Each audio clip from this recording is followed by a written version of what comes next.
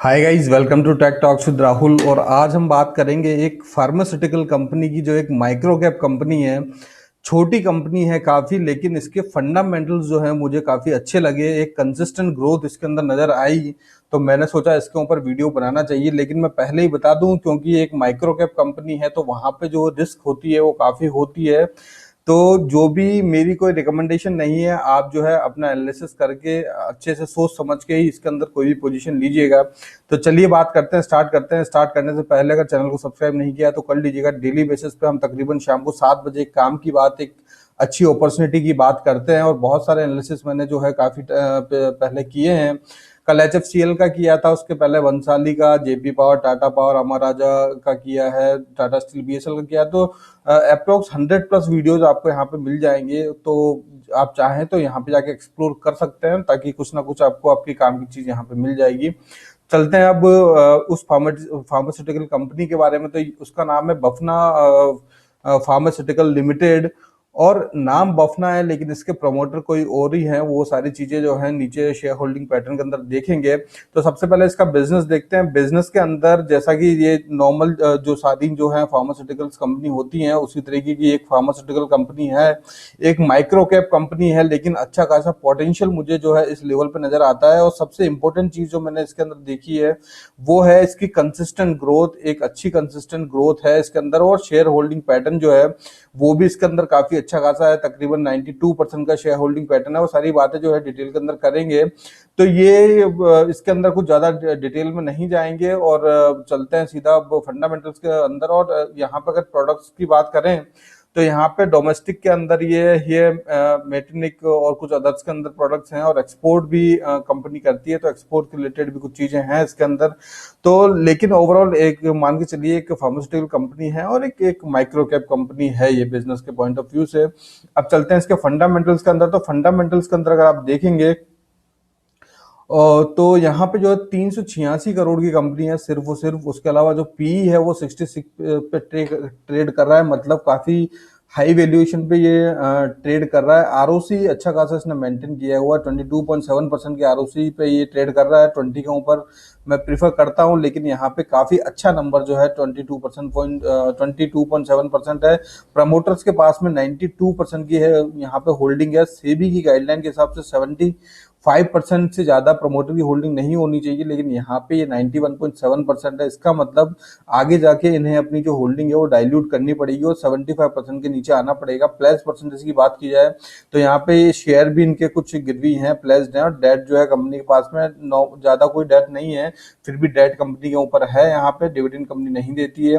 और यहाँ पे जो है बुक वैल्यू 24 था, और 163 जो है इसका करंट प्राइस है। तकरीबन तकरीबन अपने बुक वैल्यू से 6-7 जो 6-7 गुना जो है ऊपर ट्रेड कर रहा है शेयर। तो ओवर वैल्यूड हम कह सकते हैं, लेकिन जिस तरीके की इसकी सेल्स हैं, सारी चीजें वो वहां पे अच्छी नजर आती हैं।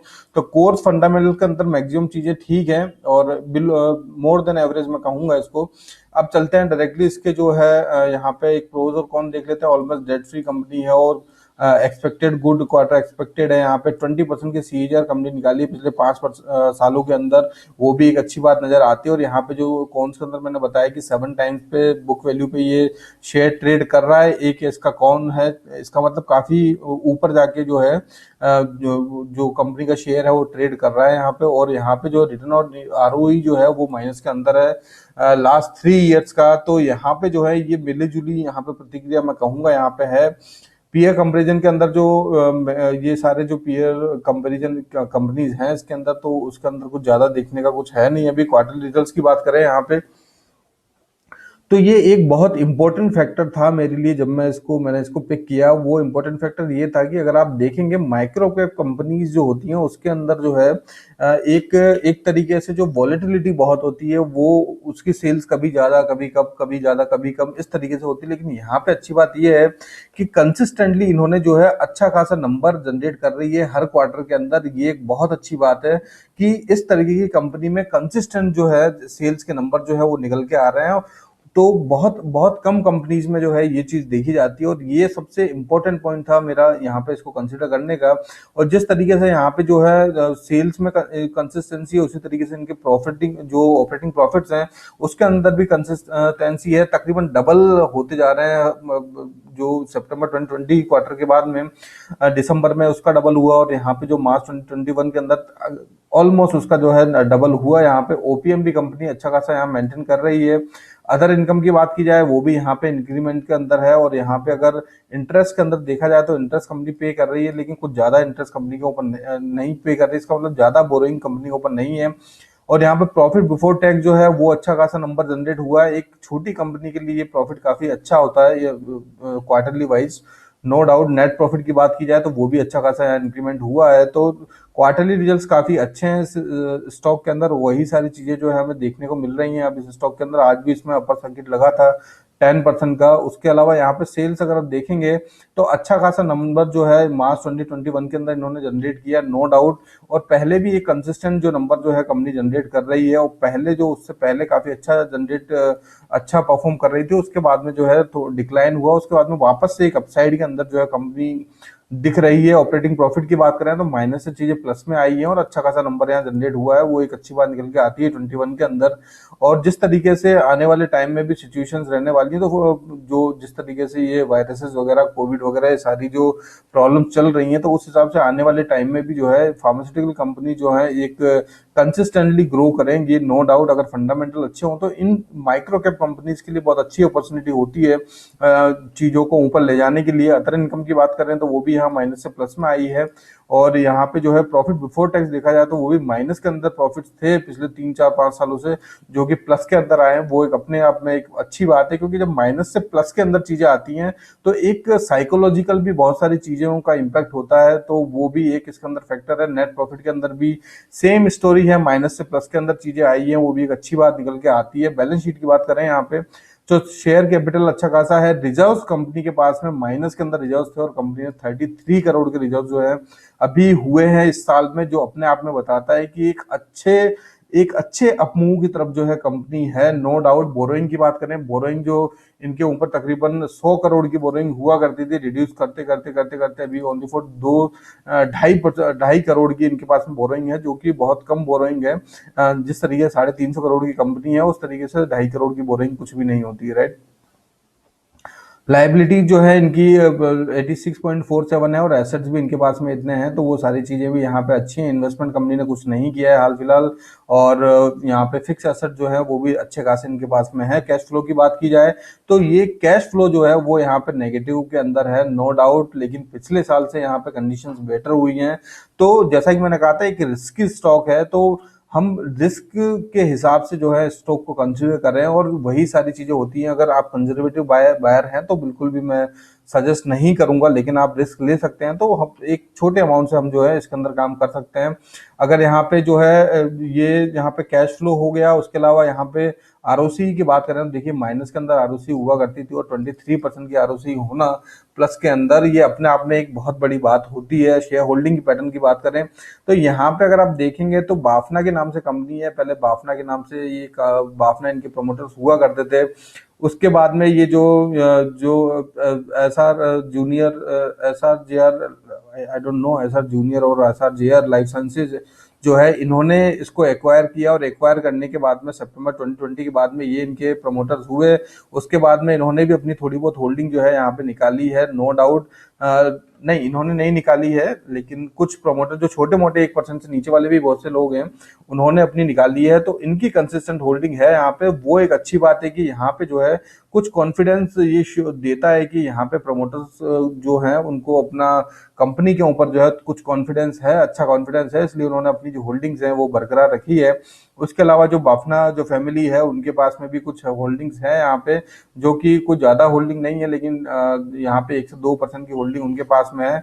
अब बात करते हैं पब्लिक की। अब देखिए प्रमोटर के अंदर क्या जो है, प्रमोटर्स के अंदर 75% से ज़्यादा होल्डिंग नहीं होनी चाहिए सेबी के गाइडलाइन के हिसाब से। लेकिन ये भी हो सकता है कि वो गाइडलाइन जो है उसको उसके रिगार्डिंग जो है इनको कुछ इंटीमेशन मिला होगा या फिर कुछ टाइम मिला होगा, लेकिन आने वाले टाइम में ये लोग जो है इनको अपनी होल्डिंग कम करनी पड़ेगी।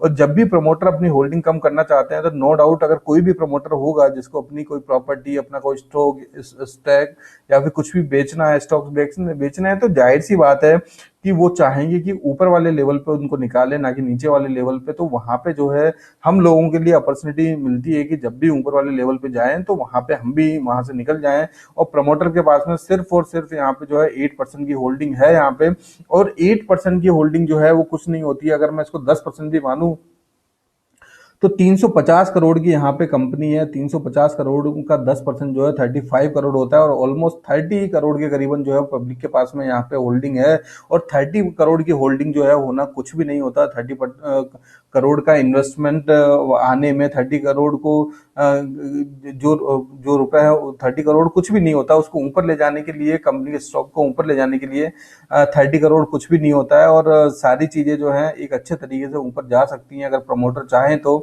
ये बातें हो गई इसके अंदर। तो यहाँ पे जो दो प्लस पॉइंट है, एक तो कंसिस्टेंट इसकी ग्रोथ है, और दूसरी बात यहाँ पे प्रमोटर की जो होल्डिंग है वो भी अच्छी खासी होल्डिंग है। पब्लिक के पास में कब होल्डिंग है तो यहाँ पे जो है एक अच्छा खासा अपसाइड जो है इसके अंदर यहाँ पे आने वाले टाइम में निकल के आ सकता है। हालांकि टेक्निकल्स के अंदर देखेंगे, टेक्निकल्स के अंदर भी कुछ अच्छी और कुछ खराब चीजें हैं, वो सारी बातें करेंगे। बट वहां पे जाने से पहले if you are liking this video please hit the like button और सब्सक्राइब जरूर कर लीजिएगा और शेयर भी जरूर कीजिएगा। चलते हैं अब टेक्निकल्स के ऊपर। तो टेक्निकल्स के अंदर अगर आप देखेंगे यहाँ पे तो किसी टाइम में कंपनी का स्टॉक जो है 1 रुपए का हुआ करता था, और कोई ज्यादा पहले की बात नहीं है ये इसको ज्यादा टाइम नहीं हुआ है, यहाँ पे हुआ था। उसके बाद में इसके अंदर अपर सर्किट लगना चालू हुआ, और अपर सर्किट लगते लगते स्टॉक ने अपना लाइफ टाइम हाई बनाया यहाँ पे 230 का। पहले यहाँ पे एक हाई बनाया 210 का, फिर नीचे यहाँ पे जो है लोअर सर्किट लगी। लोअर सर्किट लगने के बाद में फिर यहाँ पे अपर सर्किट लगी। अपर सर्किट लगने के बाद में 230 का बनाया। उसके बाद में फिर वापस से नीचे आया। नीचे आने के बाद में 110 रुपए के करीबन आया। उसके बाद में कंसोलिडेशन के अंदर काफी टाइम से कंसोलिडेशन के अंदर है, ये एक ही रेंज के अंदर जो है शेयर जो है चल रहा था। उसके बाद में अब जो है पिछले 3 ट्रेडिंग सेशन के अंदर एक अच्छा खासा इसके अंदर अपमूव नजर आ रहा है, और अच्छे खासे वॉल्यूम्स भी यहाँ पे नजर आ रहे हैं। तो यहाँ पे जो अगर आप देखेंगे तो यहाँ पे आज भी 10% का जो है, आज 10% का अपर सर्किट यहाँ पे लगा। और उसके पहले लेकिन एक अच्छी बात इसमें ये नहीं है कि यहाँ पे जो है इस कंपनी ने यहाँ पे ये गैप छोड़ा है, राइट। अगर आप देखेंगे it is a gap here, और गैप जो है इस तरीके के गैप फिल होने जरूर आते हैं। और दूसरी बात इसके अंदर इस लेवल पे अच्छी बात ये नहीं है कि यहाँ पे जो है ये एक स्ट्रॉन्ग रेजिस्टेंस का काम भी यहाँ पे कर सकता है, और तकरीबन उसी लेवल पे यहाँ पे है। अगर आप देखेंगे ये लाइन, अगर आप देखेंगे तो वहीं पे तकरीबन उसी लेवल पे एक स्ट्रॉन्ग रेजिस्टेंस के अंदर है। तो अब इसके अंदर दो चीजें हो सकती है। हो सकता है कि ये शेयर कल दो आने वाले 2 दिन या फिर कल के दिन में ये देखना इंपॉर्टेंट होगा कि ये इसको यहाँ से ब्रेकआउट देता है कि नहीं देता है। अगर यहाँ से ब्रेकआउट देता है तो एक अच्छी रेंज इसके लिए ओपन हो जाएगी जो कि इसके लाइफ टाइम हाई के लिए है। अगर यहाँ से मैं इसको ड्रॉ करूं तो यहाँ से तकरीबन तकरीबन इसका जो है 30% का जो है अपसाइड यहाँ पे नजर आता है। और उसके बाद में भी जो जिस तरीके का पोटेंशियल है शेयर में वो वहां से भी बहुत ऊपर जा सकता है, नो डाउट। तो पहली चीज तो ये हो गई।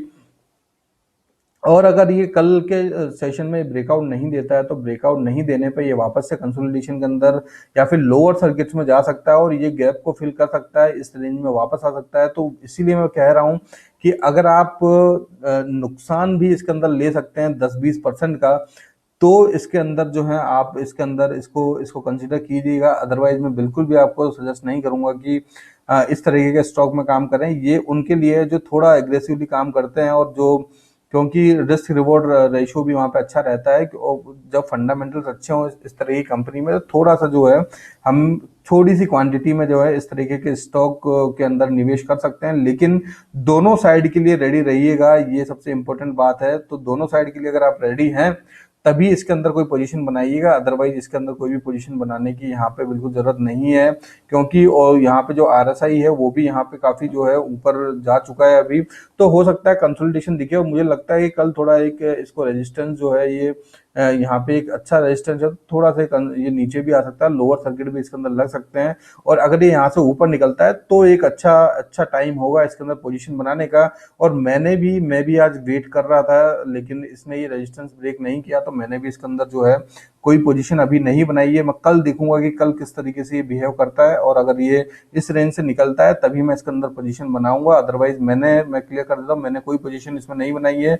और अगर ये नीचे कल वापस से आता है तो मैं बिल्कुल भी पोजीशन नहीं बनाऊंगा। लेकिन यहाँ से ये ऊपर निकलता है तो मैं बिल्कुल बिल्कुल कम क्वांटिटी में, अगर आप 1% आप आपका जो है, आप इस तरीके के स्टॉक में काम करते हैं तो वहां पे 1% की जगह भी मैं 0.5% कहूंगा कि आप इसके अंदर जो है अपना जो है कुछ इन्वेस्टमेंट कर सकते हैं। ज्यादा इस तरीके का इन्वेस्टमेंट कीजिएगा कि अगर आपको कुछ नुकसान भी हो जाए तो कोई आपको इतना कोई फर्क ना पड़े, राइट। तो ये हो गई सारी स्ट्रेटजी इस पर्टिकुलर स्टॉक के रिगार्डिंग। सारी चीजें एक अपॉर्चुनिटी भी है, और एक जो है अपॉर्चुनिटी उनके लिए ही है जो थोड़ा सा रिस्क ले सकते हैं, लेकिन वो अपॉर्चुनिटी जो है एक डाउन साइड में भी जा सकती हैं सारी चीजें। तो सारी चीजें सोच समझ के इसके अंदर स्टॉक, इस पर्टिकुलर स्टॉक के अंदर कीजिएगा। बाकी जो है हम कल बात करेंगे, वापस से कल एनालिसिस करेंगे एक नए वीडियो का, एक नए स्टॉक का, एक नई अपॉर्चुनिटी का। तो कल वापस मिलते हैं काम की बात के साथ में। In the mean time take care, bye bye.